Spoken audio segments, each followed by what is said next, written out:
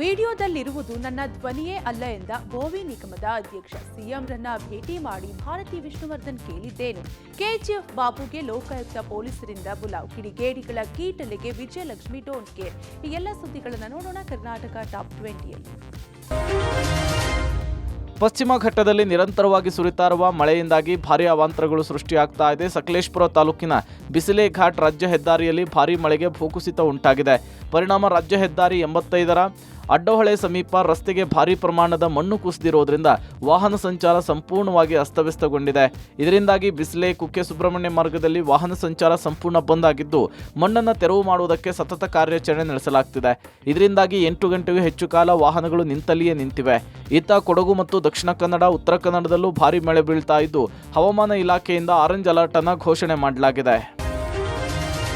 ಸಮಾಜ ಕಲ್ಯಾಣ ಸಚಿವ H C Mahadevappa ಹೆಸರಿನಲ್ಲಿ ಮಹಿಳೆಯೊಬ್ಬರು ಯುವಕರಿಗೆ ಮತ್ತು ಮಹಿಳೆಯರಿಗೆ ವಂಚಿಸಿರುವ ಘಟನೆ ಮೈಸೂರು ಜಿಲ್ಲೆಯ ಟಿ ನರಸೀಪುರ ತಾಲೂಕಿನ ಕೊಳತ್ತೂರು ಗ್ರಾಮದಲ್ಲಿ ಬೆಳಕಿಗೆ ಬಂದಿದೆ. ಸರ್ಕಾರದ ವಿವಿಧ ಯೋಜನೆಗಳ ಸವಲತ್ತು, ಸಾಲ ಕೊಡಿಸುವುದಾಗಿ ನಂಬಿಸಿ ನೂರಾರು ಮಂದಿಯ ಬಳಿ ಲಕ್ಷಾಂತರ ರೂಪಾಯಿಗಳನ್ನು ಪಡೆದು ವಂಚನೆ ನಡೆಸಿದ್ದರೆ ಕೊಳತ್ತೂರು ಗ್ರಾಮದ ಜ್ಯೋತಿಯಿಂದ ಯುವಕರು ಮತ್ತು ಮಹಿಳೆಯರಿಗೆ ಬರೋಬ್ಬರಿ 27 ಲಕ್ಷ ರೂಪಾಯಿ ವಂಚನೆ ಮಾಡಿದ್ದಾಳೆ ಎಂದು ಆರೋಪ ಮಾಡಿದ್ದಾರೆ. ಇದೀಗ ವಂಚನೆಗೊಳಗಾದ ಗ್ರಾಮಸ್ಥರು ತಲಕಾಡು ಪೊಲೀಸ್ ಠಾಣೆಗೆ ದೂರು ನೀಡಿ ನಮಗೆ ನ್ಯಾಯ ಕೊಡಿಸಿ ಎಂದು ಠಾಣೆ ಎದುರು ಪ್ರತಿಭಟನೆ ನಡೆಸಿದರು.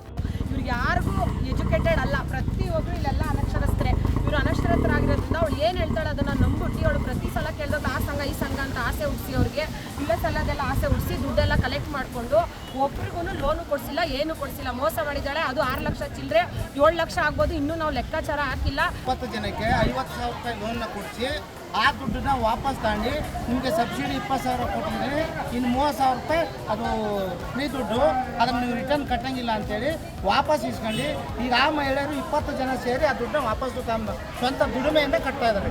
50,000 ರೂಪಾಯಿ ದುಡ್ಡನ್ನ ಅವಳು ಎತ್ಕೊಂಡು ಹೊಂಟಿದ್ದಾಳೆ ಆಲ್ರೆಡಿ, ಈಗ ಅಲ್ಲಿ ಊರಲ್ಲಿಲ್ಲ. ಭೋವಿ ನಿಗಮದ ಅಧ್ಯಕ್ಷನ ವಿರುದ್ಧ ಕೇಳಿಬಂದ ಲಂಚಾರೋಪದ ಬಗ್ಗೆ ನಿಗಮದ ಅಧ್ಯಕ್ಷ ರವಿಕುಮಾರ್ ಸುದ್ದಿಗೋಷ್ಠಿ ನಡೆಸಿ ಸ್ಪಷ್ಟೀಕರಣ ಕೊಟ್ಟಿದ್ದಾರೆ. ಇಂದು ಶಿವಮೊಗ್ಗದಲ್ಲಿ ಮಾತನಾಡಿದ ರವಿಕುಮಾರ್, ರಿಲೀಸ್ ಮಾಡಿರುವ ವಿಡಿಯೋದಲ್ಲಿ ಬಹಳಷ್ಟು ವಿಚಾರವನ್ನ ತಿರುಚಲಾಗಿದೆ. ನಾನು ನಿಗಮದ ಸೌಲಭ್ಯ ನೀಡಲು ಫಲಾನುಭವಿಗಳಿಂದ ಕಮಿಷನ್ ಕೇಳಿದ್ದೇನೆ ಎನ್ನುವ ಆ ವಿಡಿಯೋದಲ್ಲಿ ಇರುವ ಧ್ವನಿ ನನ್ನದಲ್ಲ ಎಂದು ಆರೋಪವನ್ನು ಅಲ್ಲಗಳೆದಿದ್ದಾರೆ. ರಿಲೀಸ್ ಆಗಿರುವ ವಿಡಿಯೋದಲ್ಲಿ ಮಾತನಾಡಿದ್ದು ನಾನಲ್ಲ, ಆ ಧ್ವನಿಯೂ ನನ್ನದಲ್ಲ. ಇಡೀ ಸಂಭಾಷಣೆಯನ್ನು ಎಐ ಮೂಲಕ ತಿರುಚಲಾಗಿದೆ. ಈ ಬಗ್ಗೆ ಸಿಎಂ ಅವರಿಗೆ ಎಲ್ಲವನ್ನೂ ತಿಳಿಸಿದ್ದೇನೆ. ರಾಜೀನಾಮೆ ಕೇಳಿದರೆ ರಾಜೀನಾಮೆ ನೀಡುವುದಾಗಿ ರವಿಕುಮಾರ್ ತಿಳಿಸಿದರು. ಜಾಗ ಇದೆ ಅಂತ ಗೊತ್ತಾದಾಗ ಈಗ ಆಫೀಸಲ್ಲಿ ಆಗಿರೋದ್ರಿಂದ ಬೇರೆ ಎಲ್ಲರೂ ಆಗಿದ್ರೆ ಹೋಟ್ಲು ಗೀಟ್ಲು ಆಗಿದ್ರೆ ಇಲ್ಲ ಹೊರಗಡೆ ಆಗಿದ್ರೆ ಅದೊಂಥರ ಗೊತ್ತಾಗಂತ. ಈಗ ಆಫೀಸಲ್ಲಿ ಆಗಿರೋದ್ರಿಂದ ಯಾರಂತ ಅಲ್ಲ, ಕೆಲವು ನಮ್ದಿದೆ, ಕೆಲವು ಅದಕ್ಕೆ FSL ಕಳಿಸ್ತಾ ಇದ್ದೀನಿ. FSL ಕಳಿಸ್ಬಿಟ್ರೆ ಈಗ ನಾನೊಂದು ಹೇಳೋದು ಅವರೊಂದು ಹೇಳೋದು ಆಗುತ್ತೆ. ಅದು ಏನು ಅಂತ ಕುಲಂಕುಷವಾಗಿ ಸಮಗ್ರವಾಗಿ ಮುಖ್ಯಮಂತ್ರಿಗಳು ಹೇಳಿದರೆ ಉಪಮುಖ್ಯಮಂತ್ರಿಗಳು ತನಿಖೆ ಮಾಡ್ತೀವಿ. ಡಾಕ್ಟರ್ ವಿಷ್ಣುವರ್ಧನ್ ಸ್ಮಾರಕ ನಿರ್ಮಾಣದ ಭೂ ವಿವಾದಕ್ಕೆ ಸಂಬಂಧಿಸಿದಂತೆ ಸಿಎಂ ಸಿದ್ದರಾಮಯ್ಯನವರನ್ನ ಭಾರತಿ ವಿಷ್ಣುವರ್ಧನ್ ಭೇಟಿ ಮಾಡಿ ಮಾತುಕತೆ ನಡೆಸಿದರು. ವಿಷ್ಣುವರ್ಧನ್ ಅವರನ್ನ ಗೌರವಾರ್ಥವಾಗಿ ಸ್ಮಾರಕ ನಿರ್ಮಾಣಕ್ಕೆ 10 ಗುಂಟೆ ಜಮೀನನ್ನ ಮೀಸಲಿಡುವಂತೆ ಸಿಎಂಗೆ ಮನವಿ ಮಾಡಿದ್ರು. ವಿಷ್ಣು ಹುಟ್ಟುಹಬ್ಬದ ಒಳಗೆ ಸರ್ಕಾರ ಭೂಮಿಯನ್ನ ಮಂಜೂರು ಮಾಡಿ ತನ್ನ ಸುಪರ್ದಿಯಲ್ಲಿ ಇಟ್ಕೊಳ್ಳಿ ಅಂಥೇಳಿ ಮತ್ತು ಅಭಿಮಾನಿಗಳ ಒತ್ತಾಯದ ಮೇರೆಗೆ ವಿಷ್ಣುವರ್ಧನ್ ಅವರಿಗೆ ಮರಣೋತ್ತರವಾಗಿ ಕರ್ನಾಟಕ ರತ್ನ ಕೊಡಬೇಕು ಅಂಥೇಳಿ ಮನವಿ ಮಾಡಿದ್ರು. ಇದೇ ವೇಳೆ ಅಭಿಮಾನ್ ಸ್ಟುಡಿಯೋದಲ್ಲಿ ಮಂಟಪ ನಿರ್ಮಿಸಲು ಅನುಮತಿ ಕೊಡಿ ಅಂತ ಕೇಳಿದ್ದೇವೆ ಅಂಥೇಳಿ ನಟ ಅನಿರುದ್ಧ್ ತಿಳಿಸಿದರು. ಅದೇ ಅಭಿಮಾನಿಗಳಿಗೋಸ್ಕರ ಅಭಿಮಾನ್ ಸ್ಟುಡಿಯೋದಲ್ಲಿ ಅಷ್ಟು ಜಾಗ ಅವ್ರು ಬಂದು ನಮಸ್ಕಾರ ಮಾಡ್ಕೊಂಡು ಹೋರಾದ್ರಾಗೂ ನಮಗೆ ಅವಕಾಶ ಮಾಡಿಕೊಡಿ ಅಂತ ಕೇಳಿದ್ದೀವಿ. ಅದಕ್ಕೆ ಸರಿ ಅಂತ ಹೇಳಿದ್ದಾರೆ. 2 ವಿಷಯಗಳ ಬಗ್ಗೆ ಚರ್ಚೆ ಮಾಡೋದು. ಒಂದು ಅಭಿಮಾನ್ ಸ್ಟುಡಿಯೋದಲ್ಲಿ ಇರ್ತಕ್ಕಂಥ ಜಾಗದ ಬಗ್ಗೆ. ಕೇವಲ 10 ಗುಂಟೆ ಜಾಗ ಏನಿದೆ ಅದು ಅಭಿಮಾನಿಗಳಿಗೋಸ್ಕರ, ಅಭಿಮಾನಿಗಳು ಬಂದು ಅಲ್ಲಿ ಪೂಜೆ ಸಲ್ಲಿಸೋದಕ್ಕೆ, ನಮನಗಳನ್ನು ಸಲ್ಲಿಸೋದಕ್ಕೆ, ಶ್ರದ್ಧಾಂಜಲಿಯನ್ನು ಸಲ್ಲಿಸೋದಕ್ಕೋಸ್ಕರ ಅವಕಾಶ ಮಾಡಿಕೊಡಿ, ಅನುಮತಿ ಕೊಡಿ ಅಂತ ಕೇಳ್ಕೊಂಡಿದ್ದೀವಿ. ಸ್ಮಾರಕ ಏನಿತ್ತು, ಮಂಟಪ ಏನಿತ್ತು ಅದು ಮೊದಲು ನಾವೇ ಕಟ್ಸ್ಕೊಂಡಿದ್ವಿ. ಈಗಲೂ ಕೂಡ ಅದನ್ನು ನಾವೇ ಕಟ್ತೀವಿ. ಅದಕ್ಕೆ ಅನುಮತಿ ಕೊಡಿ ಅಂತ ಕೇಳ್ಕೊಂಡಿದ್ದೀವಿ.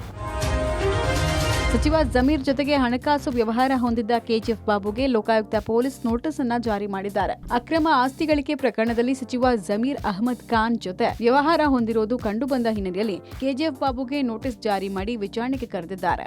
ಸಚಿವ ಜಮೀರ್ಗೆ 2013ರಲ್ಲಿ 3.70 ಕೋಟಿ ಸಾಲ ನೀಡಿದ್ದಾಗಿ ತಿಳಿದು ಬಂದಿತ್ತು. ಯಾವ ಕಾರಣಕ್ಕಾಗಿ ಹಣ ಕೊಟ್ರಿ, ನಿಮ್ಮಿಬ್ಬರ ವ್ಯವಹಾರ ಏನು ಅನ್ನೋ ತನಿಖೆ ನಡೆಸೋಕೆ ಕೆಜಿಎಫ್ ಬಾಬುಗೆ ಲೋಕಾಯುಕ್ತ ಪೊಲೀಸರು ನೋಟಿಸ್ ಅನ್ನ ಕೊಟ್ಟಿದ್ದಾರೆ. ಸಚಿವ ಜಮೀರ್ ಖಾನ್ ಮನೆ ಖರೀದಿ ವೇಳೆ ಸಾಲವಾಗಿ ನೀಡಿರುವುದಾಗಿ ತಿಳಿದು ಬಂದಿದೆ. ಮೊನ್ನೆಯಷ್ಟೇ ರಾಧಿಕಾ ಕುಮಾರಸ್ವಾಮಿಯನ್ನ ವಿಚಾರಣೆಗೆ ಕರೆದು ವಿಚಾರಣೆಯನ್ನ ಮಾಡಲಾಗಿತ್ತು. ಇದೀಗ ಕೆಜಿಎಫ್ ಬಾಬುಗೆ ಬುಲಾವ್ ಬಂದಿದೆ.